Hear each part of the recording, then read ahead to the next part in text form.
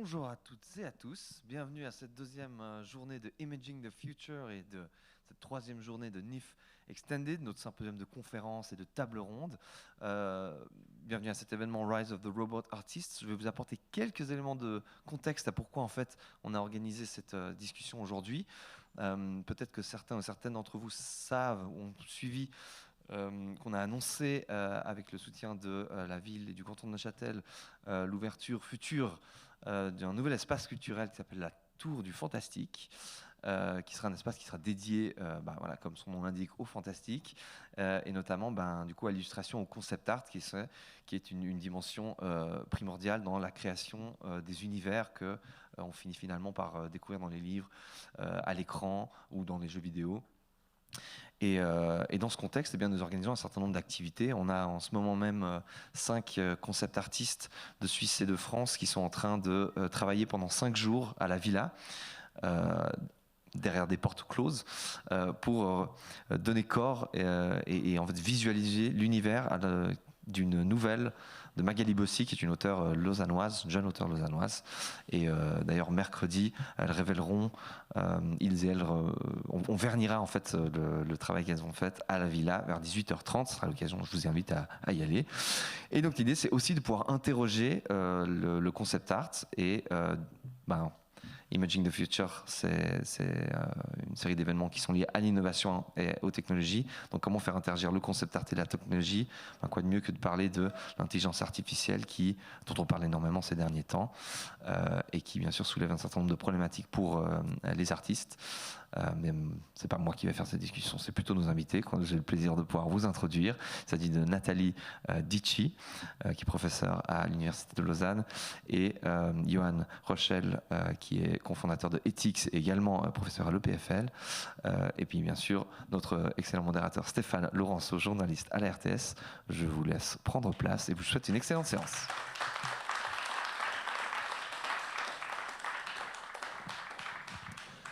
Alors bonjour, merci à toutes et à tous d'être venus à cette table ronde. On discute avec nos invités depuis un petit moment sur les IA. Alors on n'a pas apporté d'artistes parce qu'on connaît plus ou moins leur point de vue sur la question, même si on sait qu'il y a des artistes qui se sont emparés de la question de l'intelligence artificielle pour tenter de créer des choses. Donc ce n'est pas uniquement un remplacement dont on va parler aujourd'hui, on va parler de création. Donc on est avec Nathalie Dicci, qui est professeure à l'Université de Lausanne en faculté des lettres, section histoire de l'art, commissaire aussi de l'exposition Technomonde qui questionnait justement ces questions récemment à l'EPFL. Bonjour Nathalie. Bonjour. Voilà, le micro fonctionne bien. Et avec nous, on a Johan Rochel, donc cofondateur et co-directeur de l'entreprise Ethics, on l'a entendu. Donc c'est un laboratoire d'éthique de l'innovation par rapport à la responsabilité numérique, chercheur et enseignant à l'EPFL et auteur de ce livre, Les robots parmi nous. Un livre qui a 1 an, et on le disait tout à l'heure déjà, on pourrait le réécrire avec du gros chat GPT dedans, hein, c'est ça? Oui, on pourrait changer 2-3 trucs et ajouter du chat GPT. Ouais. Là, ma maison d'édition remercie d'ailleurs pour le 5 minutes de marketing pour démarrer cet événement. Voilà, exactement, photo, c'est magnifique. Je suis pas très, je suis agent physique de radio, mais je vous fais quand même le truc. Alors on va partir du principe, c'est que les IA, on en a beaucoup entendu parler fin 2022, depuis 2023, ça fait 6-7 mois qu'elles sont partout. J'ai l'impression depuis bientôt 1 an qu'on a atteint une nouvelle génération d'intelligence artificielle. Johan, j'allais dire tu. Johan, vous qui vous concentrez sur l'éthique, est-ce qu'on peut dire qu'il y a vraiment une nouvelle génération d'IA qui sont arrivées aujourd'hui et qui soulèvent beaucoup plus de questions? Ouais, alors ça, c'est une question qui nous passionne depuis fin novembre. Vous avez vécu comme moi cette phase de démocratisation avec l'accès grand public à ChatGPT. Quand je parle avec mes collègues techniques à l'EPFL, eux crient au loup, bien sûr, en disant non, mais ça, c'est pas nouveau. Ça fait un moment qu'on bosse sur ces larges modèles de langage. Ça fait un moment qu'on bosse sur ces GPT. Donc, eux ne voyaient pas quelque chose de nouveau. On est d'accord, on ne parle pas d'une technologie qui a 50 ans, sauf si vous remontez au tout début de l'IA après la Deuxième Guerre mondiale, mais c'est un peu autre chose. Mais par contre, il y a une vague de démocratisation. Et ça, je crois que c'est clair, on l'a tous vécu. Je pense que votre présence dans cette salle, elle s'explique aussi, et notre présence sur le podium d'ailleurs aussi, par cette vague de démocratisation. D'un seul coup, tout le monde a pu tester chez lui, voir cet effet waouh, voilà, ce bon vieux rêve, on en parlait à la pause de midi, où on se dit, voilà, je peux communiquer dans un langage naturel avec une machine, et cette machine me répond.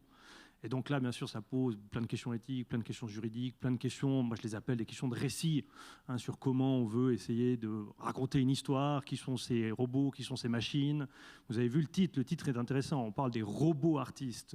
Je ne sais pas si une IA c'est un robot, moi j'essaie de maintenir une espèce de distinction entre les deux.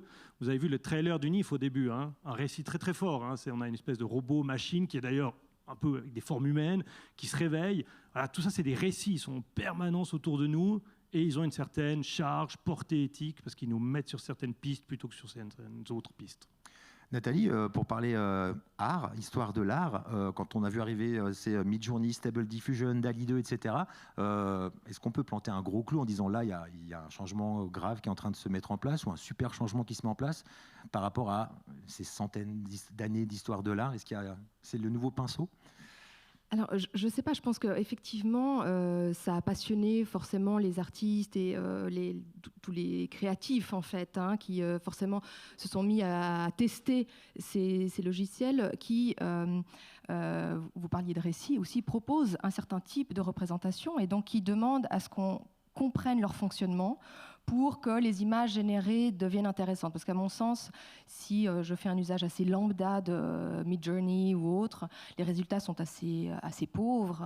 Et il faut prendre le temps de dialoguer justement avec ces programmes, comprendre comment ils fonctionnent pour aussi arriver aux résultats que l'on souhaite. Parce que finalement, c'est je pense, plutôt un outil. Et c'est toujours la manière quels sont les usages que l'on fait de ces nouvelles technologies qui comptent, qui posent justement ces questions éthiques dont vous parliez, mais aussi d'un point de vue artistique. C'est-à-dire que si on a un usage assez simple, les résultats sont assez pauvres. Mais si on a un usage artistique plus poussé, ben là, ça peut devenir intéressant. Il y a un certain nombre d'artistes qui, effectivement, ont commencé à travailler sur ces nouveaux outils. C'est le cas de Mathieu Gafsou dans l'exposition Technomonde à l'Université de Lausanne dont vous avez parlé, qui, effectivement, s'est essayé à différents programmes de génération d'images, qui a choisi DALL-E, parce qu'il disait... je m'entends mieux avec ce programme. Donc effectivement, une sorte de relation qui s'est mise en place par le fait qu'il faut tester. En fait, c'est beaucoup des tests. On essaye, on n'a pas ce qu'on cherche, parce qu'au fond, il y a toujours le regard de l'humain, de l'artiste, c'est-à-dire qu'est-ce qu'on veut obtenir et comment on va pouvoir orienter la machine pour qu'elle produise l'image qu'on souhaite obtenir. Donc je crois qu'on a toujours, et fort heureusement, un regard humain, mais l'exécution, au fond, c'est la machine qui s'en charge. Et ça, on peut revenir bien en arrière dans l'histoire du XXe siècle. La question du savoir-faire et de l'exécution, elle a déjà été mise en crise par les artistes de l'art minimal, par exemple, ou conceptuel, où au fond, ce qui comptait, c'est le protocole, c'est l'idée, c'est le concept. Puis au fond, n'importe qui peut suivre le protocole et exécuter l'œuvre. Ça, c'est totalement secondaire. Donc ça a une histoire, tout cela.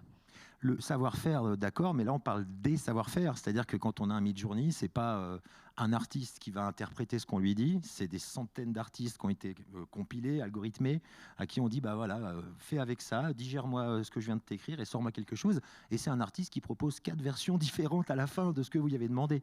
On est complètement dans un paradigme complètement différent là. C'est un paradigme complètement différent et ça pose la question de comment ces programmes sont nourris, effectivement, quelles sont les images qu'on leur a données. Ça, c'est une vraie question et une question aussi éthique. Hein. J'ai une question juste après à ce sujet. Voilà.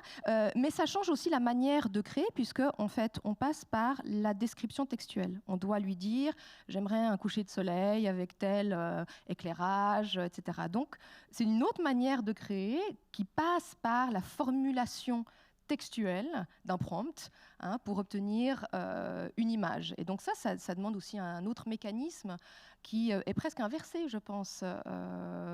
Quand on prend une photographie, peut-être qu'on prend des notes au départ, on a des idées, c'est peut-être un peu le même processus, mais effectivement, je pense que c'est un processus différent et qui demande justement de comprendre la machine, comment elle fonctionne. Il y a quand même une passation de pouvoir, parce que de mémoire, avant de ChatGPT, Midjourney et compagnie, on avait une souris, on avait After Effects, et puis on sort un algorithme, on lui dit bah, vas-y, fais-moi ci, fais-moi ça. On est déjà habitué à travailler avec les IA. Qu'est-ce qui fait que maintenant, ça pose problème ? Alors, il y a le fait de la démocratisation, parce que le fait que ce soit disponible facilement, la facilité d'usage. Il n'y a plus besoin d'avoir les skills, en fait. Voilà, exactement. Il n'y a plus besoin c'est accessible à tout un chacun. Et ça, effectivement, ça peut engendrer des problèmes pour certains métiers. L'illustration, par exemple, où on va se dire c'est beaucoup plus facile d'entrer un prompt. Et puis tout de suite, on a 4-5 images, et puis on ne va pas demander un mandat à un illustrateur. Donc c'est plutôt effectivement comment on va utiliser et comment ça peut effectivement reconfigurer un certain nombre de métiers. Ça c'est très clair. Alors là, on parlait du plus grand nombre. Vous, moi, on peut tous utiliser ces logiciels. Et puis il y a quelques semaines, la plateforme Disney+ a lancé la série Secret Invasion avec Samuel L. Jackson. Je ne sais pas si vous avez vu. La série n'a pas fait vraiment parler. Par contre, le générique beaucoup, parce que le générique a été fait intégralement avec Midjourney, je crois. Disney est allé voir une entreprise, une société qui leur ont fait le générique. Et il y a plein de gens qui se plaignent par rapport à ça. Et je me suis posé la question, quand on sait que Midjourney, par exemple, quand on lui demande de nous faire un dessin, on arrive parfois à avoir un bout de signature de Frank Miller, ou on arrive à avoir des bugs, tout simplement. La machine a bêtement scanné une image, elle a essayé de reproduire un style. Est-ce qu'à terme, Johan, on ne va pas se retrouver avec la grosse IA Walt Disney, qui a toute la Fox, tout Disney, tout son catalogue, qui va pouvoir nous faire des superbes images générées par une IA. Puis en face, on aura des images libres de droit, des images en noir et blanc, et on va devoir se dépatouiller avec ça. Voilà, vous me posez une question à plein de tiroirs là. Allons peut-être sur la première, le pouvoir qui est associé à la maîtrise des données. Je pense que c'est peut-être ça qui se cache derrière. Alors c'est clair que si vous possédez suffisamment de données, en tout cas dans le paradigme actuel, c'est pas exclu que ça change, mais pour le paradigme actuel, vous possédez suffisamment de données, vous entraînez ce qu'on va appeler des machines et vous faites faire un résultat. Bien sûr, ces données, l'enjeu, ça va être, est-ce qu'ils sont librement accessibles? Est-ce qu'elles sont dans un régime propriétaire? Est-ce qu'elles sont propriété d'une institution publique, d'une institution privée, d'une entreprise? Qui les possède et qui a le droit d'y accéder pour entraîner ces outils? Et là, vous sentez bien que suivant qui contrôle ces données, il y a un énorme jeu de gatekeeping sur qui va pouvoir avoir accès, donc qui va avoir accès à la technologie qui suit. C'est bien sûr ce qui est en jeu au niveau des entreprises privées, donc en termes de compétition. C'est pour ça que les libéraux devraient gentiment se méfier. Il y a un vrai enjeu de recréer des conditions de compétition pour avoir une vraie concurrence. Sinon, bien sûr, vous avez des situations de monopole où les grands groupes, vu qu'ils ont atteint cet effet d'avoir le pouvoir sur ces données, peuvent complètement casser, briser la concurrence. Okay, donc ça, c'est le niveau interne aux États. Puis en plus, vous pouvez monter jusqu'au niveau géopolitique. Vous avez des blocs chinois, blocs indiens, blocs européens, blocs états-uniens, qui sont en compétition les uns avec les autres pour créer les technologies qui se basent sur ces données. Et donc là, je pense qu'en matière artistique, en matière de soft power, en matière de création culturelle au sens très large, il y a le même genre d'enjeu géopolitique qui se pose. C'est clair, on parle de Walt Disney, on est au cœur du soft power américain. Ça, c'est peut-être pour la dimension qui contrôle les données. Et là, pour nous, en tant que grand public, en tant que chercheurs, chercheuses de ces domaines, c'est clair qu'il y a un argument très fort qui doit être fait pour mettre tout ça dans le domaine public. Il y a un vrai défi pour les chercheurs, disons plus techniques, à nouveau les collègues de l'EPFL ou des universités, de dire on ne fait pas seulement de la recherche au sens où on développe des applications potentiellement commerciales. Là, il y a plein de gens, pas de problème, parce qu'il y a aussi pas mal d'argent à se faire, il faut être honnête. Par contre, ce qu'on veut, c'est de la recherche. On veut des gens qui expliquent comment comprendre ces algorithmes, comment les développer, comment les contrôler, comment les rendre lisibles pour les différentes institutions qui vont les utiliser ensuite. Donc là, je pense qu'il y a un vrai enjeu qui se passe du côté du monde de la recherche, d'être très très au clair sur quelle est la mission de la recherche. C'est pas de faire du business, c'est de faire de la recherche. Et là, faut qu'on soit très très attentif, à mon avis. Et voilà. Donc après, vous avez une discussion plus classique sur l'accès au domaine public. Il faut que ces données soient le plus possible dans le domaine public pour qu'on puisse entraîner des modèles sur des bases de données qui soient elles-mêmes accessibles. À nouveau, vous avez plein d'arguments qui pointent dans cette direction. Soit vous aimez la concurrence parce que vous croyez dans les vertus de la compétition entre les gens, soit vous avez un argument de patrimoine culturel qui doit être mis à disposition du plus grand nombre. Enfin, vous avez plein de pistes qui conduisent vers la même conclusion qui est il faut faciliter l'accès à ces données qui doivent être dans un régime non propriétaire pour permettre aux gens de les utiliser afin d'entraîner ces modèles vers différents objectifs. Et là, à nouveau, on peut parler quel est le régime qui va porter sur l'utilisation de ces IA. Vous développez un outil, qu'est-ce que vous en faites? Il y a bien sûr 1000 questions éthiques qui se posent, c'est quel est l'usage que vous voulez en faire? Alors on parle cinéma, on parle 7e art, mais je me demandais, Nathalie, est-ce qu'on peut encore parler d'une œuvre d'art quand le film est développé comme un produit? Oui, c'est une vaste question. Mais il y a beaucoup d'articles, effectivement, sur cette question-là et sur la créativité ou non des IA. Est-ce qu'elles peuvent être créatives? Parce que jusqu'à présent, finalement, les IA, elles imitent. Elles ne font que reproduire justement les datasets, les bases de données qu'on leur a données. Et puis elles reproduisent. Donc on peut effectivement lui demander une image façon Picasso d'une nature morte. Elle le fera très bien. Mais est-ce qu'elle peut elle peut être créative, donc elle peut apporter de l'inattendu. Par ailleurs, est-ce qu'elle peut s'inscrire dans des courants actuels, c'est-à-dire où il y a moins cette notion de style, donc ça fonctionne très bien pour refaire du Rembrandt parce qu'il y a un style très précis. Tout ce qui est art conceptuel ou postmoderne, c'est un peu plus compliqué parce que cette notion de style, elle est un peu plus, disons, décloisonnée, complexe. Donc là, par exemple, l'IA a plus de peine à reproduire du Duchamp. Marcel Duchamp, c'est un peu plus compliqué parce qu'il prenait des objets, il les mettait ensemble, donc c'est plus complexe. Alors là, peut-être qu'elle serait plus créative parce qu'elle doit produire quelque chose qui est moins spécifiquement, formellement délimité. Mais ça pose effectivement la question de est-ce qu'elle est déjà aujourd'hui créative, donc est-ce qu'elle peut générer de la nouveauté et quelque chose qui est esthétiquement qui a une valeur esthétique. Je pense que ça dépend de nouveau des usages. C'est-à-dire que si vous, par votre regard, donc finalement par votre regard artistique, esthétique, vous savez l'employer, c'est un peu, finalement, pour moi, j'ai l'impression, au jour d'aujourd'hui, parce que demain ce sera sûrement différent, c'est un peu comme l'appareil photo. On peut tous prendre une photographie, mais on n'est pas tous photographes, et on ne sera pas tous des grands photographes, et on ne fera pas tous partie de l'histoire de la photographie. Mais on peut tous prendre une photo. Donc c'est un peu, je pense, le même principe. Donc on peut tous générer des images sur Midjourney aujourd'hui. Voilà. On peut tous le faire. Je ne suis pas sûre que toutes vont rester dans l'histoire des grands maîtres que nous connaissons. J'espère pas, je pense pas, parce qu'on va y revenir, mais les questions éthiques, c'est aussi les biais de représentation et le type de représentation que produisent ces programmes. Et ça pose un certain nombre de questions, notamment éthiques. Johan ? Oui, sur cette question de la créativité, je pense qu'il faut qu'on soit ultra méfiant comment on pose la question. Stéphane, vous avez posé la question en disant est-ce que Midjourney, est-ce qu'un outil d'IA est créatif? Alors ça, c'est une question, on peut en discuter à l'infini, il faut qu'on se mette d'accord sur une définition de la créativité, puis ensuite on essaie de l'appliquer. Spoiler, il n'y a pas de réponse facile à cette question. C'est la même structure de question quand vous dites ChatGPT est-il intelligent, ChatGPT est-il. C'est toujours la même chose. Est-il X, il faut juste qu'on se mette d'accord sur comment on définit X, puis après on peut commencer à discuter est-ce qu'il rentre ou pas dans les standards.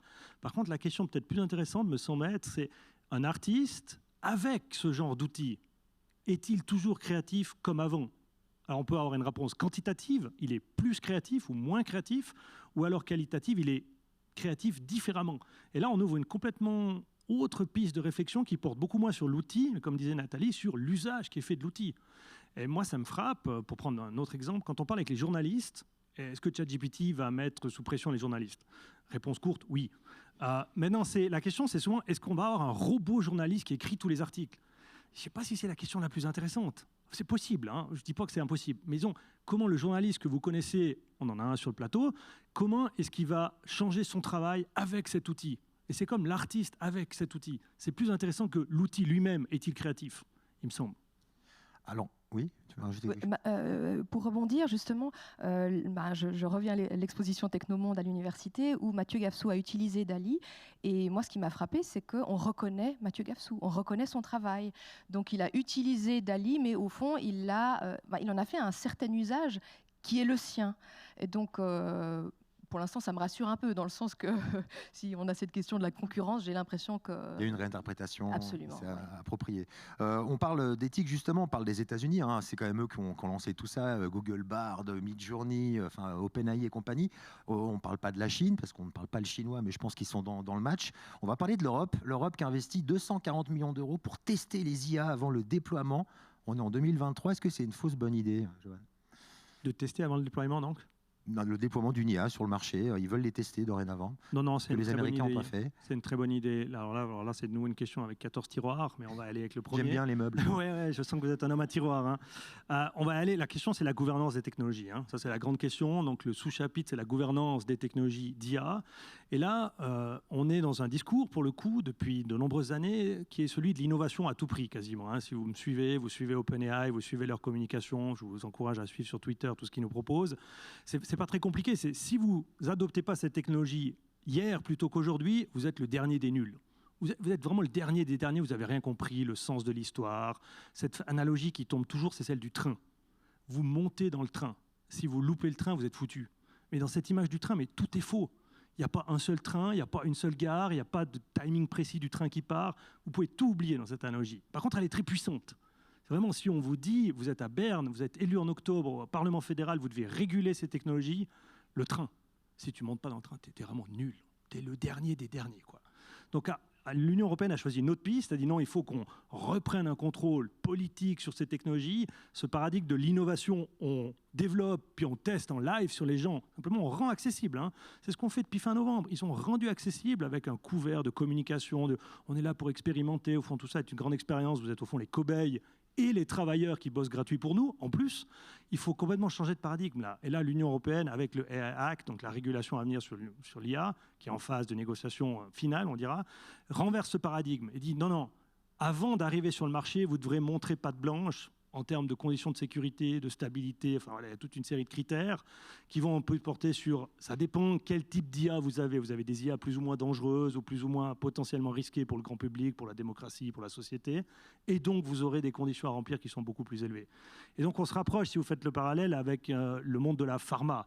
Personne n'aurait l'idée de dire, avec les médicaments, on développe, on lance et on regarde comment les gens réagissent. Hein, il y a Swissmedic, c'est un contrôle, et donc on va se rapprocher de ce paradigme-là avec le numérique. Mais forcément, on a 20, 25 ans à désapprendre. On dit, non, au fond, dès que c'est prêt, on y va, quoi, on lance. Et vous avez tout ce discours sur l'agilité, sur le lean, sur le test en live. Tout ça, il faut qu'on désapprenne. Parce qu'au fond, on a vu maintenant, on a appris. Il y a un vrai impact sur les gens, sur la démocratie, sur la concurrence à nouveau. Hein. Il y a vraiment une dimension économique très, très forte. Et là, il faut qu'on reprenne un vrai contrôle. Donc je pense que l'Union européenne est sur la bonne piste. Après, on peut discuter à l'infini des détails de cette régulation. Mais non, le geste politique me paraît très, très bon. Donc on parle vraiment du train de la hype. Exactement. Aujourd'hui, tout le monde est monté dedans. En préparant ce dossier sur les IA, je m'intéresse beaucoup. J'ai suivi un Américain qui s'appelle Kirby Ferguson, qui a fait une série de documentaires qui s'appelle Everything is a Remix, où il s'arrête un petit peu sur la création artistique de plusieurs auteurs notamment. Et puis, il a réussi à isoler 3 choses qui m'ont beaucoup parlé avec les IA. Pour lui, les artistes copient, transforment et combinent. On est tous comme ça, à se nourrir de choses, à les combiner avec d'autres influences. Alors après, je me demandais, est-ce que l'IA est un artiste comme les autres finalement? Parce que Midjourney, au final, c'est ce qu'il fait. On l'a nourri, il a combiné tout ça, il a interprété et il nous ressort quelque chose. Est-ce que c'est un artiste? J'ai un peu cassé votre question avec la réflexion. Il y a 2 questions. À nouveau, remplacer dans la phrase Midjourney par des formules mathématiques et statistiques. Au fond, c'est ça, une IA. Hein, c'est des maths et des stats. Ouais. Donc au fond, là, d'un coup, on enlève un peu le hype et on dit Midjourney, c'est pas une personne. Je sais que c'est très très dur à penser pour nous parce qu'on a l'impression qu'ils communiquent comme nous.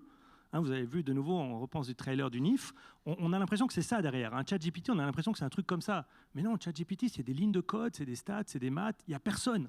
C'est dur à comprendre, hein, mais il n'y a personne. Il n'y a pas d'homme, de personne, d'humain derrière la machine. On soupçonnait des Indiens, mais non, il n'y a personne. Ouais, non, exactement. Il y a eu dans l'histoire, on a voulu vous faire croire que c'était des robots intelligents, c'était des gens cachés qui bougeaient le robot. Mais là c'est encore autre chose. Mais là, le turc mécanique, le fameux turc mécanique. Ouais. Et donc là, je pense qu'on doit être très bon parce que le cerveau humain, si vous interagissez avec quelque chose qui ressemble à un humain, c'est un réflexe. On projette des caractéristiques humaines sur lui. Hein. On le fait tous, à tous les niveaux. Vous insultez certainement votre ordinateur, vous avez donné des prénoms à votre voiture, à votre vélo. On le fait tous. On humanise la machine. Et là, vu qu'ils communiquent comme nous et donc qu'ils nous ressemblent dans une catégorie de comportement qui était pour l'instant réservée aux humains, c'est extrêmement dur de résister à dire, au fond, il y a quelque chose qui se cache derrière, c'est pas possible autrement. C'est un niveau presque inconscient.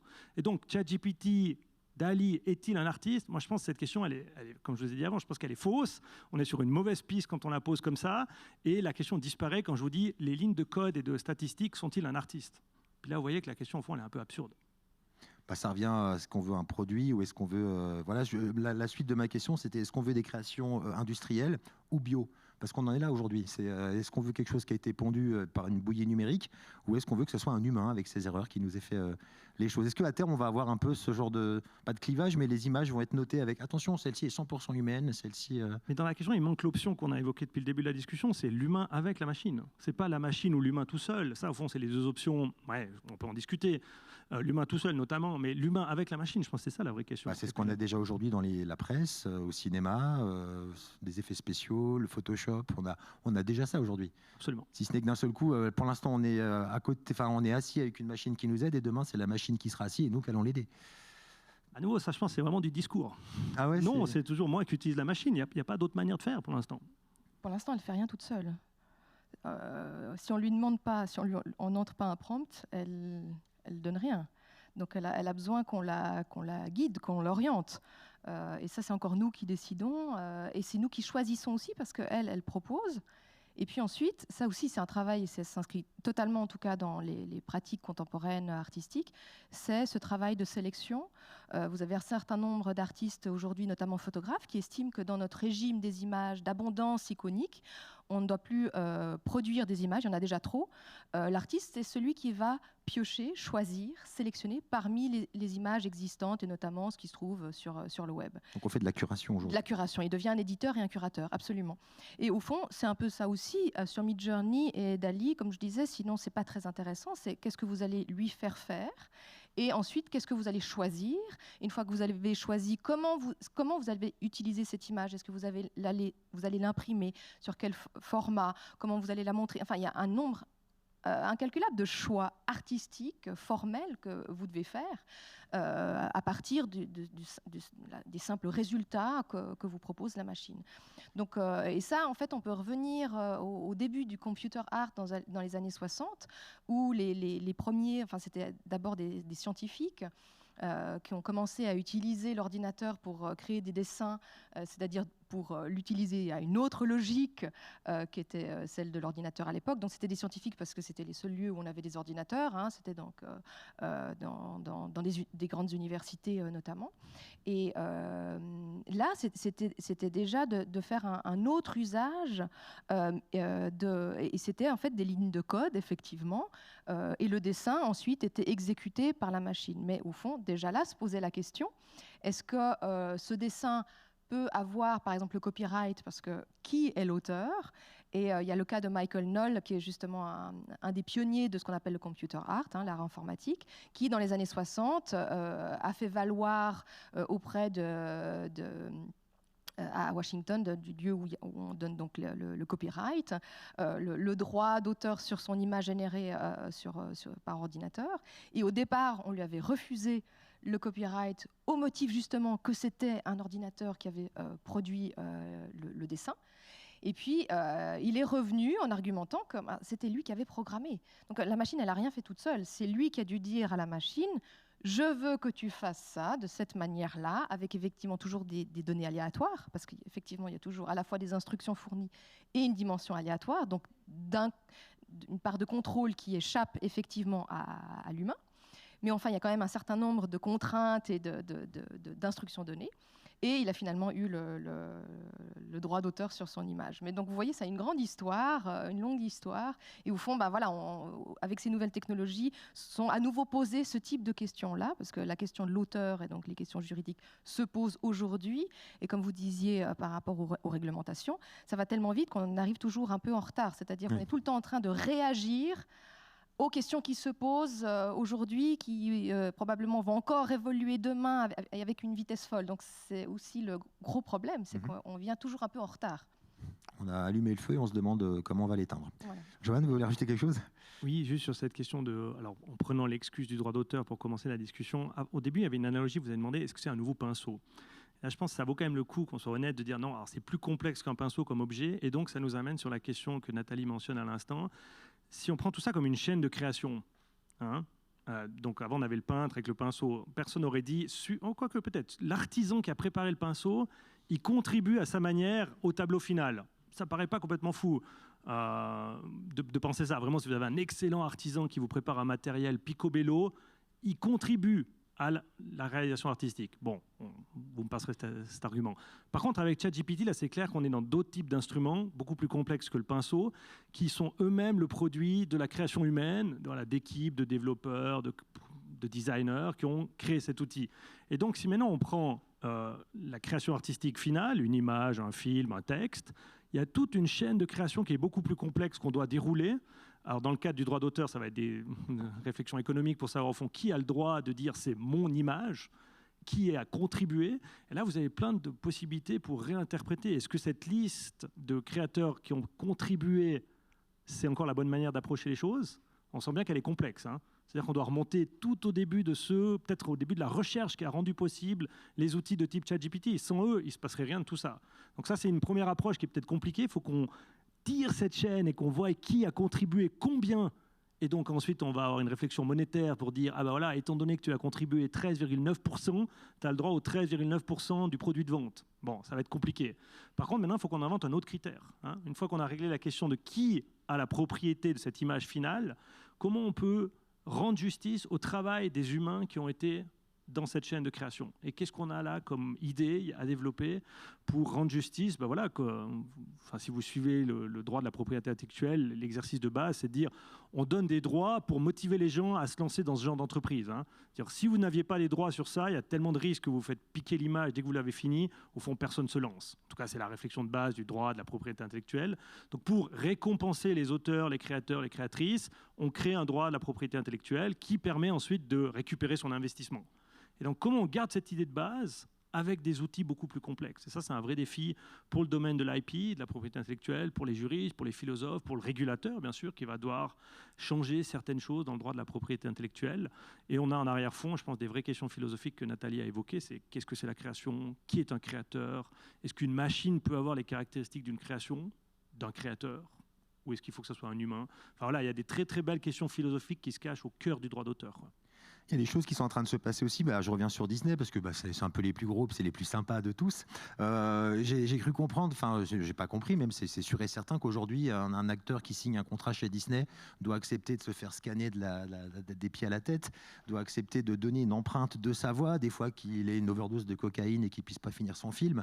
Walt Disney, comme ça, s'assure de pouvoir terminer. Et même au-delà, parce qu'une fois que les acteurs sont morts, on peut les faire revenir dans un Star Wars, comme c'est le cas de Carrie Fisher. Au niveau éthique, ça pose quelles questions? Ouais, alors là, ça pose plein de questions ultra intéressantes. Je ne veux pas revenir avec mon histoire des tiroirs. Mais donc ça, alors là, moi, je classerais ça dans la catégorie des deepfakes, donc les images synthétiques ou alors artificiellement créées. À nouveau, quand on dit image artificielle, il y a toujours un peu deux choses. Ça peut être une image qui représente la réalité, mais qui est créée de manière artificielle, ou ça peut être une image qui représente aucune réalité observable, hein, par exemple, double lune de la Terre, par exemple. Donc là, vous avez une image artificielle dans les deux sens. Elle est créée artificiellement et elle représente une réalité qui n'est pas une réalité observable dans le monde tel qu'on le connaît, en tout cas. Donc je pense que quand on dit image artificielle, il faut qu'on ait un peu toujours ces deux sens à l'esprit. Et puis alors là, vous avez plein de questions. Nous, on est dans un projet TA Suisse. Donc TA Suisse, c'est l'agence d'analyse des technologies de la Confédération sur la mort à l'ère du numérique. Et donc on est au cœur de cette question. Qu'est-ce que ça veut dire le processus de deuil à l'ère du numérique?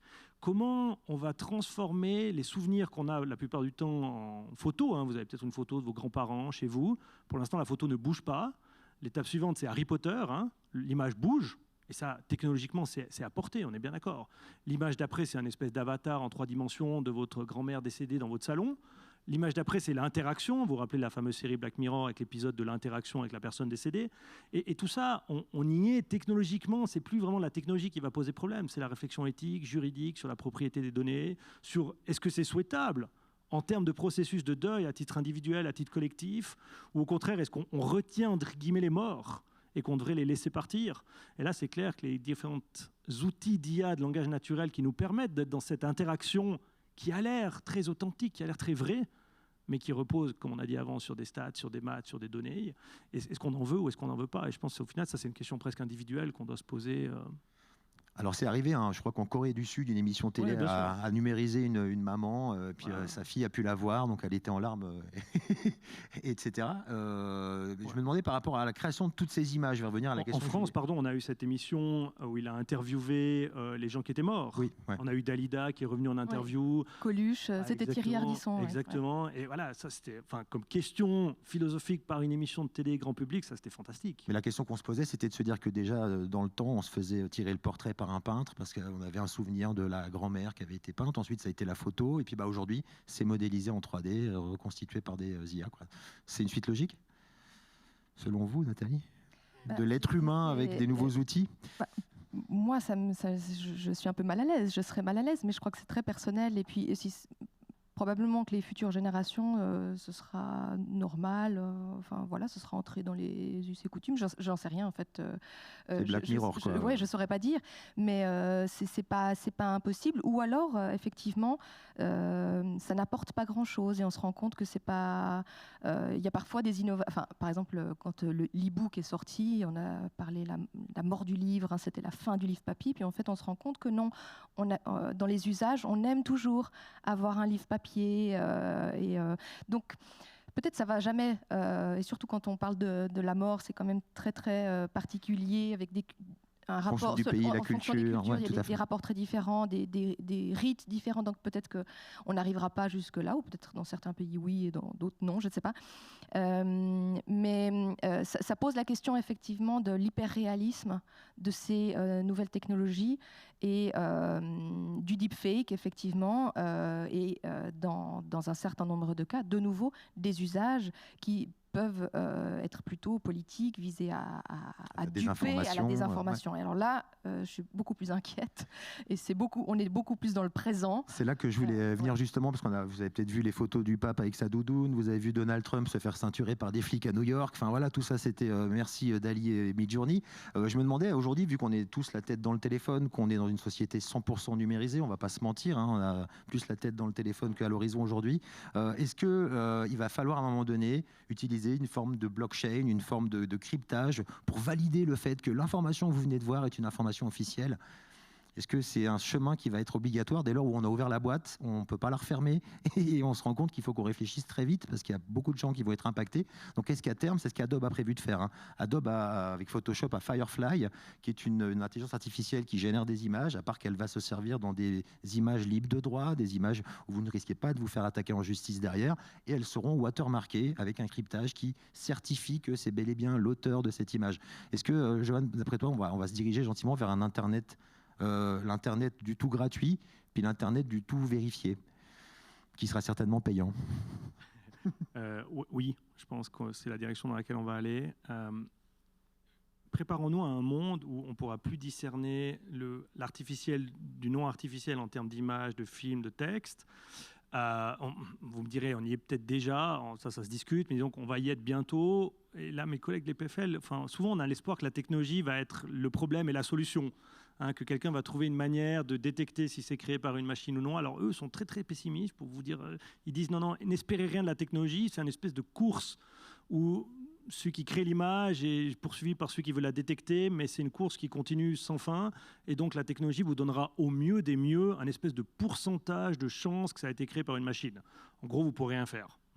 On a cette question à l'université sur la question des étudiants qui écrivent des travaux avec ce genre de... Est-ce qu'on peut les punir si, disons, il y a 73% de chances que ça a été écrit par une machine? Vous ne pouvez rien faire avec ça. Vous ne pouvez pas punir quelqu'un, il faut du 100%, il faut une certitude. Et donc ça va être la même discussion. Donc je pense que l'hypothèse, c'est qu'on n'a plus aucune manière de discerner si c'est du vrai ou du faux, au sens de l'artificiel, du non artificiel. Donc qu'est-ce qu'on fait? Et je pense que la piste mentionnée par Stéphane est la bonne.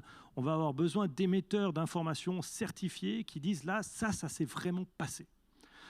Prenez l'exemple de Crédit Suisse. La conférence de presse du Conseil fédéral le dimanche soir, quand on annonce que Crédit Suisse va être racheté par UBS. Dans ce monde que je vous décris, si on n'a aucune confiance dans aucune image, il faut qu'on puisse aller sur un site, qui est certainement le site de la Confédération, qui nous certifie que cette vidéo brute, où on voit Karine Keller-Souter présenter les événements, c'est la vraie. Et tout le reste autour, c'est faux. Okay ? Et donc, il va falloir cet effort de pouvoir retracer le pédigré d'une information et l'associer à un acteur digne de confiance va devenir absolument clé. Et donc, comment ça va se faire? Alors, vous avez mentionné la blockchain, un autre mot-clé du moment. Une possibilité, il y en aura peut-être d'autres. J'ai pas dit NFT. Hein. Non, exactement. On a évité ça, c'est déjà pas mal. Le défi étant vraiment de rendre à nouveau retraçable et crédible la source première d'information. Ça va peut-être redonner pas mal d'importance aux médias de qualité qui vont peut-être jouer ces rôles. Et puis juste à titre d'anecdote, pour ceux qui sont sur Twitter, vous avez suivi comme moi toute cette histoire de la marque bleue qui vous certifie, ce qui paraissait anecdotique. On s'est dit c'est de nouveau Musk qui fait n'importe quoi. Et là, si vous suivez cette piste, cette discussion elle est ultra importante. Ça veut dire que vous pouvez certifier que c'est cette personne qui a dit ça à ce moment-là. Et dans un océan de fake indiscernable du reste, ce genre de compétence, ça va devenir absolument clé. Ça va être un peu la bouée à laquelle on va s'accrocher dans l'océan de fake. Et donc, si ça commence à devenir pas très solide, aïe, là, ça va pas être marrant. Oui, je suis tout à fait d'accord avec ce que vous venez de dire. Et puis, ça je pense, souligne les questions déontologiques, vraiment cette importance. Et puis, en fait, à nouveau, dans l'histoire, dans les années 90, on avait annoncé aussi, j'ai parlé de la mort du livre, mais aussi la mort de la photographie. Parce que, justement, avec l'arrivée de Photoshop, des retouches qu'on ne pouvait pas distinguer à l'œil nu, et un certain nombre de chercheurs, notamment dans le cadre de la photographie de presse, annonçaient la fin de la photographie en tant qu'évidence, justement, en tant que preuve. Et on se rend bien compte qu'on continue à avoir notre photo sur nos pièces d'identité. Donc, au fond, on garde encore cette foi en la vérité, entre guillemets, photographique, parce que bien sûr que tout est toujours une construction. Mais ça revient, la question qui était posée à ce moment-là, et qui je trouve est renouvelée aujourd'hui, c'est la question effectivement de la place de l'observateur. C'est-à-dire qu'il fallait quelqu'un pour prendre une photographie, choisir un angle. Un journaliste, il choisit aussi un angle pour son papier, il est là, il interviewe des gens. Et au fond, ça remet là de nouveau de l'humain, puisque tout est toujours une construction, tout est toujours un point de vue, bien sûr, mais il y a un regard humain sur un sujet, un événement historique particulier, et probablement effectivement qu'on aura des systèmes pour valider le fait que ce n'est pas une construction de pixels et de code, mais la prise de vue d'un photographe à tel moment sur tel lieu. On a appris ça quand on a fait, je fais une parenthèse personnelle avec Couleur 3. Je ne sais pas si vous savez, Couleur 3 a fait une journée entièrement animée par des intelligences artificielles. Et on a eu un photographe de guerre qui est venu nous parler. Et il travaille avec le New York Times. Et bien avant les IA, le New York Times a déjà un cahier des charges qui dit éclairage naturel, le cadrage le plus honnête possible. Donc ce sont des garde-fous qui sont déjà là et qu'il va falloir qu'on mette à jour finalement aujourd'hui avec ces nouvelles IA. Je vais peut-être vous poser une question un peu plus personnelle, plutôt au côté artistique maintenant avec les IA. C'est que passer l'effet what the fuck, quand on a un dessin qui sort, voilà, j'avais un autre mot mais je l'ai perdu, donc voilà, passer l'effet bluffant de ces machines, on se rend compte quand même à un moment donné que c'est quand même un peu de la bouillie numérique. On se rend compte quand même que c'est toute une moyenne. Au final, la musique générée par ordinateur, ça fait de la musique, mais au niveau émotion, c'est zéro. Il y a beaucoup de ces dessins qui sont artistiquement très, très jolis. Le trait est beau, les couleurs sont belles, l'éclairage est sublime, c'est cohérent, mais ça ne représente pas grand-chose de foufou. Est-ce que ça, c'est l'humain qui manque, en fait, à ça, dans votre définition? C'est le petit pourcentage qui manque. Comme à l'époque, ChatGPT, on ne pouvait pas lui parler parce qu'il ne comprenait pas bien ce qu'on lui disait. Aujourd'hui, la machine commence à comprendre ce qu'on lui dit. Elle fait preuve de second degré, parfois. Encore à ses limites. La création artistique, c'est la même chose. Encore aujourd'hui, ces machines ne font que pondre ce qu'elles ont appris. On arrivera peut-être un jour à lui dire rajoute le petit demi% de folie qu'un être humain pourrait faire, ou les petites erreurs on l'a vu avec les CGI et les effets spéciaux au cinéma. C'était tellement propre au début qu'il a fallu salir les images pour qu'on se rende compte que ça rendrait dans notre monde cohérent qui n'est pas si propre. Est-ce que c'est la même chose d'après vous avec ces IA aujourd'hui? Est-ce qu'on est avec ce fameux dernier pourcentage qui fait qu'on arrive encore après un certain temps à dire ouais, c'est un ordinateur ça? Je pense qu'en fait, on revient à la question de qu'est-ce qu'une image nous dit. Et au fond, pour l'instant, la machine, elle nous dit, enfin, elle reproduit ce qu'on lui a demandé. Mais qu'est-ce qu'elle nous dit de notre monde? Ça, c'est encore, je pense, l'écrivain, l'artiste, le cinéaste, qui apportent leur propre regard subjectif, qui nous plonge dans un récit. Et c'est ça qui est intéressant. Et donc, pour l'instant, ces logiciels à mon sens, ne permettent pas de proposer un regard, un discours, mais certains artistes réussissent en utilisant ces programmes à le faire. Et donc, il y a de nouveau la main, l'œil de l'humain. Et c'est là que c'est intéressant. Pour l'instant, en tout cas. Johan, réagir. Ouais, bah justement, nous retombés sur, on s'interroge sur ChatGPT en tant qu'outil, et Nathalie a très bien fait de ramener. Au fond, c'est pas très intéressant cette question, franchement. C'est ChatGPT utilisé par quelqu'un, quoi. Et là, toute cette théorie sur l'humain qui transparaîtrait dans l'œuvre, alors soit elle disparaît parce que justement il y a un humain, donc pas de problème, il est là. Parce que je pense qu'il y a des gens aujourd'hui sur Terre qui seraient très contents d'évacuer l'humain entièrement de l'équation. C'est pour ça que je me permets de parler de ce petit pourcentage qui est notre dernier espoir. De justice sociale, il me semble, il faut qu'on soit méfiant. Alors c'est peut-être moins clair sur les images, quoique, prenez-nous le travail à l'université, les étudiants, les étudiantes, puis ça concerne vraiment de loin pas que l'université. Hein. Dès que vous avez un travail écrit à rendre en dehors de l'école, boum, vous y êtes. Ça fait peut-être ce que vous appelez cette bouillie. Moi, je l'appellerais, ça standardise. Standardisation, il y a un côté positif, c'est que ceux qui étaient en dessous du standard, d'un coup, montent. Hein. Donc ceux qui n'aiment pas écrire, ceux qui ne savent pas bien écrire, ceux qui ne sont pas bons en orthographe, ceux qui sont dyslexiques, ceux qui ont des soucis, et il y en a pas mal, mesdames et messieurs, hein. Eux, d'un seul coup, leur niveau, grâce à la machine, ils montent, mais incroyable. Hein, incroyable. Nous, quand on corrige les copies, on se dit des fois, c'est trop bien écrit, ça doit être la machine. Donc c'est la qualité qui devient... Et la faiblesse serait le signe que c'est certainement un humain qui a écrit ça. Par contre, si vous êtes un écrivain ou une écrivaine géniale, alors forcément, cette standardisation, elle vous ramène vers le bas. La question, ça va être en termes de justice sociale, c'est qui y gagne? Est-ce que collectivement, en tant que société, on gagne à ce deal ou est-ce qu'on perd? Et là, je pense que la question, elle est peut-être un peu moins vite répondue, comme on dit. En même temps, ce qui est drôle, c'est que quand quelqu'un assure dans un domaine, on dit « Putain, celui-là, c'est une machine ». Oui, c'est vrai. Intéressant. Intéressant. Toujours dans les avis personnels, est-ce que vous voyez une suite positive à tout ça, ou est-ce que ça va être à grand fracas pour beaucoup de secteurs d'activité qui fait que l'année prochaine, c'est une machine qui tiendra ce micro à ma place? Est-ce qu'on en est là? Est-ce qu'on peut être positif en tant que vieille Europe, ou non, on est prêt entre les Américains et les Japonais, enfin les Chinois, et puis on va devoir avaler ce qu'ils nous envoient? Johan, qui travaille la question, parce que c'est assez drôle. Votre bouquin, on parle des IA, mais vous reprenez les règles des robots d'Asimov, en fait. C'est vraiment on est encore au b.a.-ba de qu'est-ce qu'il faut faire et pas faire quand on est une machine. Ouais. Alors, il y a un petit encadré sur Asimov dans le bouquin. Mais bon, c'est vrai que pour les amateurs de science-fiction, ça reste le vrai standard, quoi. C'est impressionnant, la force de frappe de ces règles sur la robotique, c'est un modèle pour ça. Alors ça, de nouveau, pour moi, on est vraiment dans les questions de justice sociale, l'impact. Trop souvent, à mon avis, cette discussion, elle est portée tout de suite au niveau du « y aura-t-il du travail pour tout le monde ?» Et c'est tout de suite en termes de nombre de jobs. Hein, vous avez vu comme moi, on en parle très très souvent de cette question. Vos enfants, vos petits-enfants, vous-même, nous, est-ce qu'on aura du travail demain? Qui aura du travail? Donc ça, c'est une vraie question. Je pense qu'elle est plus intéressante si on descend au niveau des tâches. C'est plus au niveau de la place de travail, c'est au niveau des tâches accomplies. Et là, on peut se demander, je pense que tous les gens dans la salle sont concernés, nous aussi, qu'est-ce que dans notre quotidien, dans une journée standard, change grâce aux outils d'IA générative? Et là, il y a pas mal de choses qui vont changer, qui n'ont peut-être pas encore changé maintenant parce qu'on n'est pas encore à un niveau où l'outil est pleinement dans notre quotidien.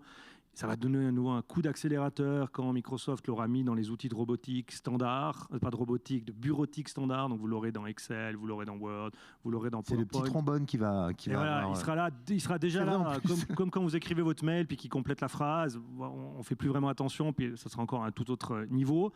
Donc là, on va s'y habituer. Maintenant, quel impact ça aura? Quel type de question de justice ça pose? Quelle est la responsabilité de l'individu dans son job? Quelle est la responsabilité de l'entreprise par rapport à ses employés, d'accompagner, changement de carrière, acquérir des compétences? À nouveau, la question, elle n'est pas la même si vous êtes ultra qualifié puis que vous trouverez un job versus vous êtes peut-être moins qualifié puis vous avez vraiment besoin de ce job. C'est difficile de vous retrouver une autre activité, d'autres tâches qui sont remplaçables par les machines.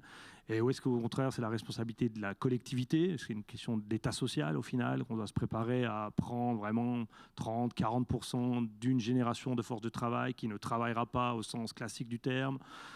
Voilà, vous avez des vraies questions qui nous amènent jusqu'au revenu de base inconditionnel, qui reposent tous les fondements de l'état social. Et ça vient aussi, bien sûr, par l'axe technologique. C'est un vieux débat sur le débat de la régulation de la technologie. Il y a une vraie question de justice sociale qui est une très belle question. Si vous croisez des parlementaires, des candidates aux élections fédérales de cette année, posez-leur la question. Enfin, il faut que cette question elle arrive sur le débat public. C'est central, quoi. Nathalie, pour la création artistique, un avant, un après conséquent, les IA, les outils, ou un nouveau courant, ou quelque chose qui va englober tout ça?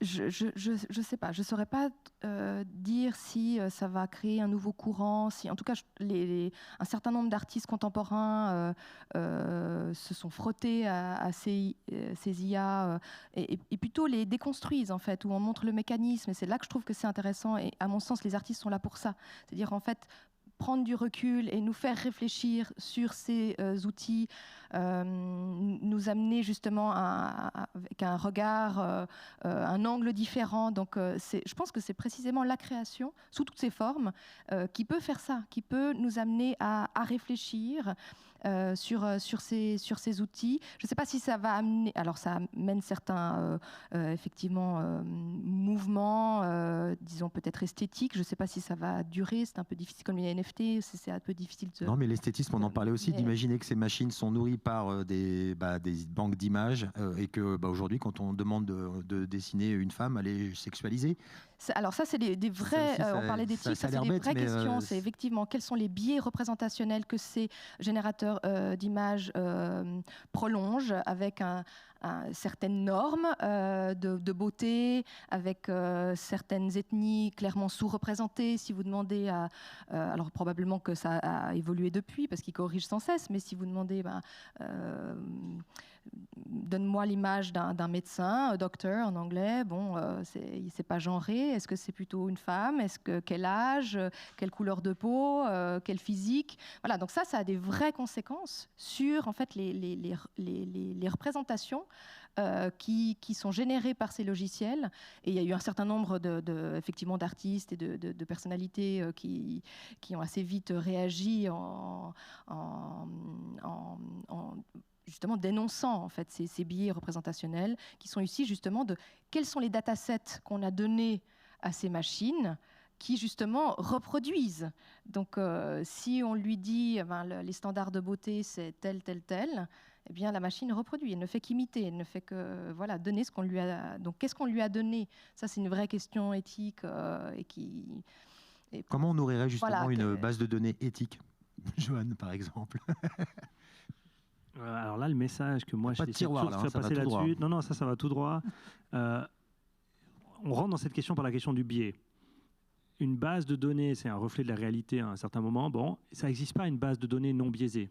Donc là, je pense qu'il faut tout de suite qu'on se mette d'accord, ça n'existe pas. Donc il y a de toute façon un biais, comme disait Nathalie avant, il y a toujours un acteur, une actrice qui regarde une réalité depuis une certaine position, qui fait des choix. On ne peut pas tout appréhender d'un seul coup, donc on fait des choix. Et juste de dire « je regarde ça plutôt que ça », c'est déjà un choix normatif. Pourquoi ça? Le côté gauche, est-ce qu'il est plus beau que le côté droit? Voyez un peu le topo. Donc la question, c'est quels biais vous jugez acceptables et lesquels vous ne jugez pas acceptables et vous souhaitez les éliminer. Et donc là, ça vous conduit, faites l'exercice, ça vous conduit à dire j'aimerais que mon dataset reproduise une certaine réalité, le reflète cette réalité. Et donc, vous devez vous dire quels sont les traits de cette réalité qui me tiennent particulièrement à cœur. Ça va poser la question de votre valeur, si vous êtes une entreprise, par exemple, si vous êtes un individu.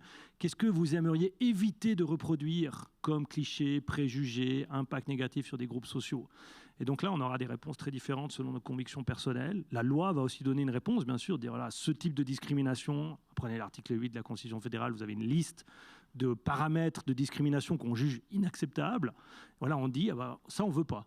On veut éviter ce genre de reflets dans les bases de données. Et là, on a encore tout à apprendre sur comment mettre ça en œuvre, comment garantir. Donc ça voudrait dire qu'il faudrait que chaque pays, chaque État dresse une liste ou dresse sa propre base de données? Alors on n'a pas besoin de partir de zéro. Le droit international, notamment des droits de l'homme, avec des grandes conventions qui sont signées, ratifiées par presque tout le monde, nous donne des points d'ancrage. Donc il y a déjà une liste qui est acceptée vraiment par tout le monde plus ou moins. On peut commencer à travailler là-dessus déjà.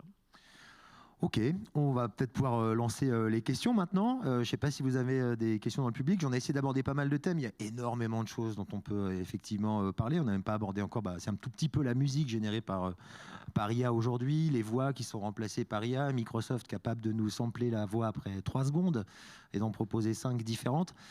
Si vous avez des questions, on a 2 spécialistes ici qui se feront un plaisir de vous y répondre, notamment au niveau éthique. Je vois qu'une main se lève là-bas.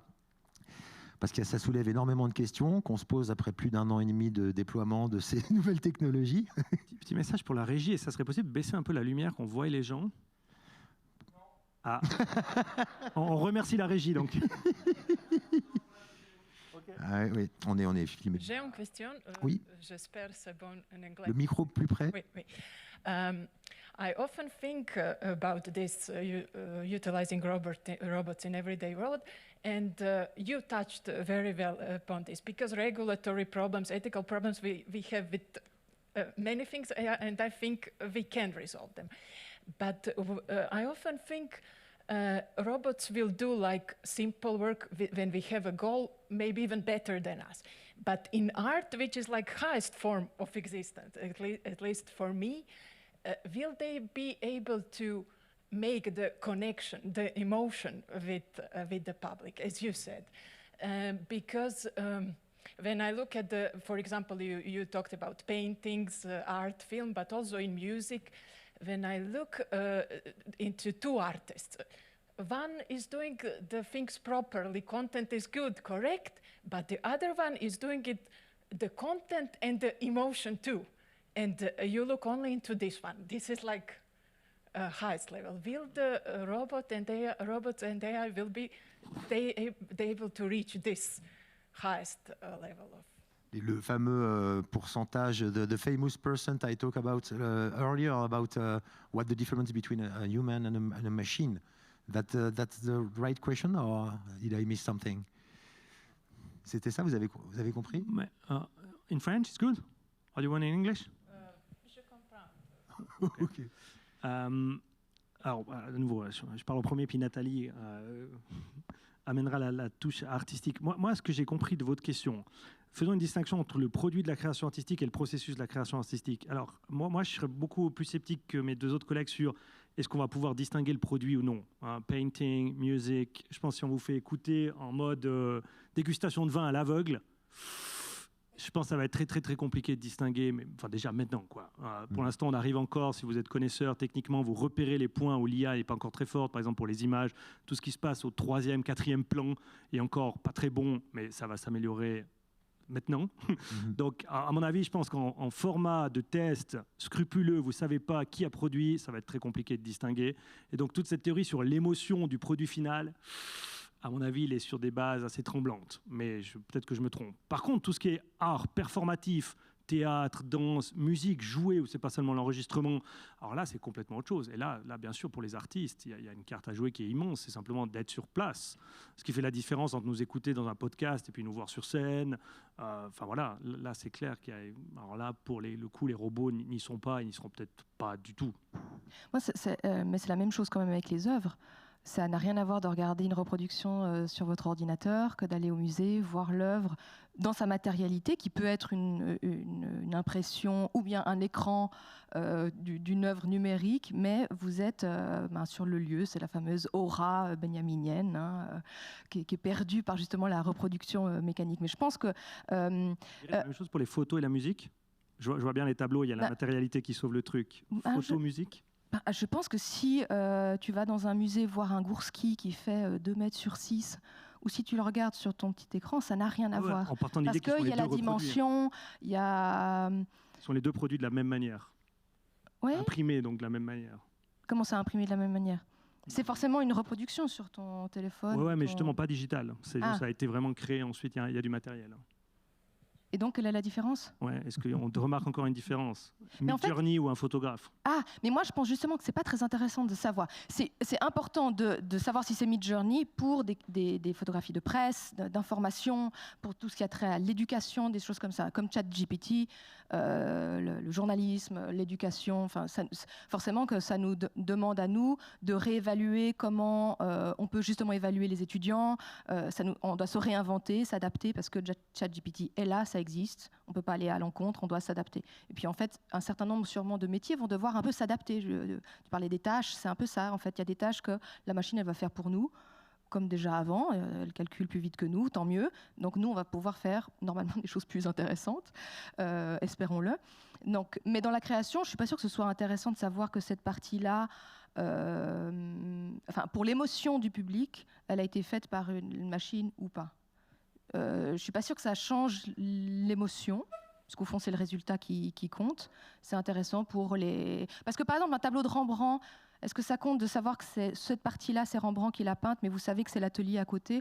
Bon, c'est le tableau qui vous parle, c'est le tableau qui vous touche, et puis vous savez pourtant que Rembrandt n'a pas tout peint de ces immenses tableaux.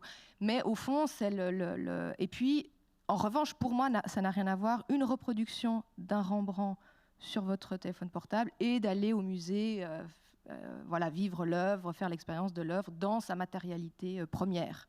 Voilà, là, je fais une vraie différence.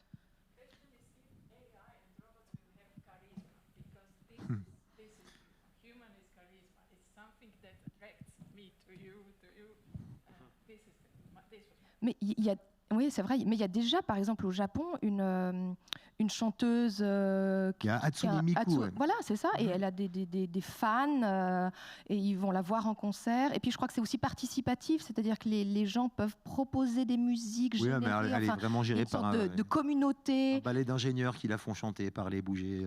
Donc, à voir, en tout cas, cette chanteuse qui est d'une génération pure, a un public. Je pense qu'on peut apprendre plein de choses avec une IA, plus qu'avec certains humains.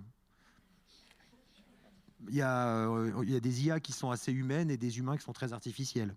Je pense que le lien est en train de se... je suis un peu dur, hein, mais... Je suis un peu dur, mais c'est vrai. Je suis halluciné du comportement humain. Par exemple, quand les CFF veulent mettre une caméra qui va gérer avec un algorithme les flux de passagers, puis qu'on est là à se draper dans la propriété de sa propre image, alors que tous ces gens ont la journée la tête dans le téléphone à documenter Big Brother. Là, je me demande un peu, il est où le problème là? Qu'est-ce qui se passe? Pourquoi il y a un freinage là et pourquoi il n'y en a pas là?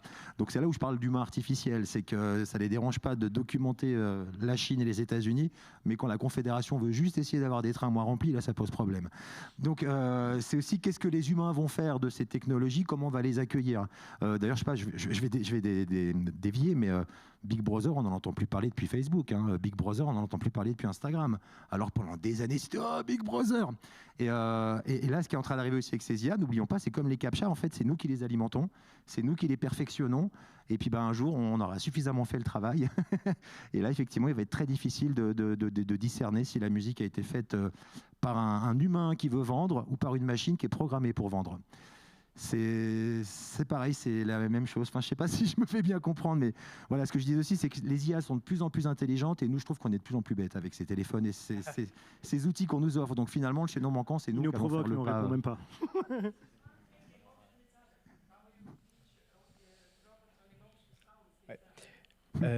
On arrive gentiment à la fin du temps imparti, malheureusement. On peut encore avoir peut-être une question, mais vraiment rapide. J'avais madame qui était là. Et puis sinon, il faudra continuer la discussion dehors. Une dernière question. Moi, j'ai une question concernant l'éthique de la création artistique, en l'occurrence. Donc, il y a eu une levée de bouclier là, de la part des artistes, notamment numériques, par rapport à la protection de leur travail. Pardon. Est-ce que l'IA est prédatrice pour les artistes? Est-ce que les artistes devraient protéger leur travail contre le traitement des données massives? Et comment est-ce qu'ils pourraient faire ça dans le cas où ce soit pertinent ou dans le cas où ils le désirent? Appel à la magnanimité des organisateurs. Il y avait encore 2 questions, je crois. Est-ce qu'on peut les prendre? Puis on fait un tour final? Je suis désolé, je vous mets dans une situation, c'est pas facile de dire non. Un petit bout de question. Je pense que c'est pas l'IA le problème, c'est les humains qui l'alimentent. Une fois de plus, voilà, ChatGPT, ils sont bien sympas, mais ils n'ont pas demandé l'avis à personne pour prendre ce qu'il y avait sur Internet et tout balancer dedans pour dire après « Ah oui, c'est vrai, on n'avait pas vu qu'il a pris le style de machin, c'est étonnant ». Et il y a des gens en ce moment qui sont en train de faire une class action aux États-Unis, alors c'est complètement ces États-Unis, pour attaquer ChatGPT pour viol de droits d'auteur, parce qu'ils ont volé Internet. Bon voilà, il y a je ne sais pas combien de milliards de pages qui ont été analysées par ChatGPT, donc c'est assez difficile. Je pense qu'effectivement, c'est comme un chien, s'il est mal élevé, il va mordre. S'il est bien élevé, il ne va pas mordre. Et donc ChatGPT, pour l'instant, est très mal élevé, je pense. Ouais. Oui, je vais vous demander de lire un peu dans le futur, mais... on dit que l'intelligence artificielle, on a dit pas mal que c'était un outil, c'est surtout la personne qui l'utilise et l'outil lui-même, ça c'est intéressant. Mais si dans 15 ans, dans 30 ans, ou même plus tôt, l'AI est sur un serveur et peut d'elle-même prendre la décision de créer. Elle se dit, ok, elle fait ses propres prompts. Elle se dit, ok, aujourd'hui j'ai envie de créer un truc, je décide de créer sur ce thème-là, et donc il est sur le serveur en permanence, et puis on peut aller voir ce qu'il crée. Mais c'est plus comme on a dit avant, un être humain qui vient « Ah, fais-moi une maison ». Non, c'est l'IA d'elle-même. On ne sait pas par quel code ou par quel algorithme elle va se dire « Aujourd'hui, je veux créer un building avec Trump en haut ». Et voilà. Donc, est-ce que vous pensez que c'est possible dans un futur proche ? Il y a plein de gens qui disent non, hein, de ce que j'ai vu. ChatGPT est incapable de se copier lui-même pour faire un plan de destruction du monde ailleurs, etc. Pour l'instant, il y a des gens qui ont étudié ChatGPT pour dire c'est bon, c'est safe. Mais je pense, perso, je suis fan de science-fiction. Je pense qu'un jour, quelqu'un va programmer un truc qui va faire que 2 IA vont se parler entre elles, puis commencer à gérer des choses. Ouais, je pense. Mais on sera peut-être plus là. Il y a un réchauffement gérer le climatique modérateur, pas trop. Il y avait un... Ouais, je sais pas. Il y avait encore une troisième question. C'est juste ça, comme ça, après on fait un... Mais les rôles se sont inversés, je suis devenu modérateur. C'est terrible. Excuse. Oui, alors la question, c'était par rapport au côté éthique, par rapport au côté business. Est-ce qu'il y a déjà des initiatives qui existent pour pouvoir un petit peu limiter la puissance des grosses compagnies qui vont agir comme gatekeepers dans l'entraînement des bases de données, justement, que ce soit au niveau de la régulation ou au niveau de la recherche? C'est plus pour toi, Johan, je crois. Hein. Monsieur le modérateur, est-ce que ça joue si on essaie de répondre maintenant? Tout de suite. Magnifique. Sur la première question, IP, protection du travail des artistes, oui, les artistes devraient-ils essayer de se défendre? Absolument. 2, est-ce que c'est dangereux? Oui, absolument. Notamment, je pense aux jeunes créatrices, créateurs qui ont déjà une marque. Enfin, si on parle d'image, là, c'est plus facile. Le texte, à nouveau, est compliqué. Protéger un style, c'est très compliqué. Déjà le définir, l'identifier, puis ensuite le protéger en termes juridiques, c'est aussi extrêmement compliqué. Une image, un style, une patte, appelez ça comme vous voulez, ça, il y a un vrai danger. On parlait de Rembrandt. Bon, Rembrandt, on me dira, c'est domaine public. Hein. Il faudra faire une distinction où commence le domaine public, où est-ce qu'il s'arrête. Par contre, moi, je vois bien un ou une jeune artiste qui commence à avoir une certaine influence, se retrouve complètement aspiré, copié par la machine, et donc les gens commencent à l'utiliser. Et là, je pense que le critère qui va se développer, c'est un critère, est-ce que c'est possible de reconnaître cette patte, ce style, en assumant qu'on a pu le définir, dans le produit final. Et donc là, l'artiste dont le produit final est vraiment marqué par sa patte aura certainement un bon argument, on retombe sur la chaîne de création de valeur, pour dire qu'il y a quelque chose. Mais ça, c'est du futur, on est bien d'accord. Hein. Le droit de l'IP est en train d'être redéfini en profondeur, notamment la question de la rémunération et du partage, de la répartition de cette rémunération. Et à votre troisième question, comment le faire maintenant? C'est difficile, mais je pense qu'il faut résister. Je pense qu'il faut être méfiant de ne pas trop être cynique et de dire c'est là, on ne peut plus rien faire. Forcément, les grands acteurs économiques ont tout intérêt à faire passer ce message, faire croire que de toute façon la partie est déjà finie, avant même qu'elle ait vraiment commencé au final. Et donc là, je pense qu'il faut résister. Il n'y a pas de miracle, il faut monter les affaires juridiques, il faut les porter au tribunal, il faut faire bouger la jurisprudence. Et là, la Suisse n'est pas bonne, les États-Unis sont bien meilleurs dans ces affaires stratégiques. Hein. C'est vraiment une affaire montée pour faire bouger une jurisprudence. Et ça, c'est compliqué, il faut des ressources, il faut des avocats, des avocates, enfin, ça ne s'improvise pas, quoi. Et une IA qui décide par envie et besoin d'écrire. Ouais, bien sûr. Sur la 2, Nathalie, je ne sais pas, je commente les 3 ou bien on prend les questions. Si tu veux, je passe à la 2, comme ça tu prendras la 3. N'est-ce pas alors, ça m'a fait penser à Harold Cohen, qui est un des pionniers aussi de l'art, du computer art, l'art informatique, et qui est décédé récemment, et dont toute la carrière, qui était un peintre au départ, a été de programmer Aaron. Il l'appelait son programme Aaron. C'était son double créatif. Et donc, il disait lui-même, le jour où je vais décéder, Aaron va continuer à créer, sans moi. Et donc, en fait, c'est déjà là. Alors maintenant, en fait, c'est un cas intéressant, puisqu'il est décédé il y a justement 2-3 ans peut-être, de voir comment la Fondation va traiter son œuvre et notamment son programme. Parce que pour lui, en fait, son œuvre, c'était presque Aaron, le programme, qui devenait une sorte de double. Enfin, il y a vraiment une vraie relation avec ce programme. Et puis, pour vous répondre un peu par une pirouette, c'est toujours qui regarde en fait les œuvres. C'est-à-dire que peut-être qu'une IA va décider toute seule un jour de pouvoir créer une œuvre, mais au fond, j'ose espérer que c'est encore nous qui allons la regarder. Et donc, finalement, peut-être qu'un jour, on viendra à des IA qui vont créer entre elles et puis faire des expositions entre elles. Mais pour l'instant, on est encore là. Et en fait, est-ce que ce sera intéressant? C'est toujours justement, on revient aux usages et aux résultats. Peut-être que ce sera hyper intéressant, et je ne sais pas. Mais enfin, jusqu'à présent, ce sera encore les humains qui vont regarder et donc poser un regard sûrement avec la connaissance que nous avons sur la qualité de cette œuvre future si elle existe. Ouais, absolument d'accord. On doit s'accrocher au paradigme que c'est l'humain qui décide. Enfin, la machine n'est jamais responsable, elle n'a aucune autonomie. Donc il y a toujours un humain à un certain moment, puis l'exemple de l'artiste est intéressant, qui donne un ordre de faire quelque chose. Et on va s'accrocher à ce paradigme. Là, je pense que la science-fiction, elle nous dessert complètement. Elle est d'ailleurs réutilisée à mauvais escient par ces grandes boîtes qui nous mettent le récit sous le nez. Regardez en 2050, la singularité et tout ce bullshit, pour dire on va perdre le contrôle, les robots vont prendre le contrôle de l'humanité, ça c'est le vrai danger. Puis on dit ah ouais, non ça c'est vrai, incroyable, il faut vraiment qu'on fasse quelque chose. Mais non, le vrai danger il est maintenant, il est aujourd'hui, c'est les données, c'est les fake news, c'est tout ça quoi.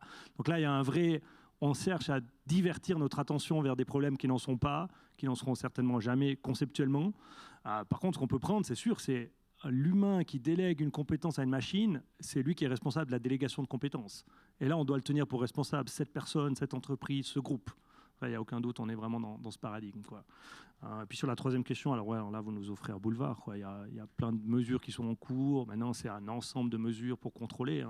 C'est la protection des données. Alors, il y a peut-être un malentendu avec la protection des données. On a longtemps pensé que ça réglerait toutes les questions de numérique. On dit, c'est la protection des données, mais non, pas que. C'est une composante importante, mais pas que. Ça protège ma liberté, ça protège mon droit à X choses. Vous voyez un peu les composantes de ce droit à protection des données.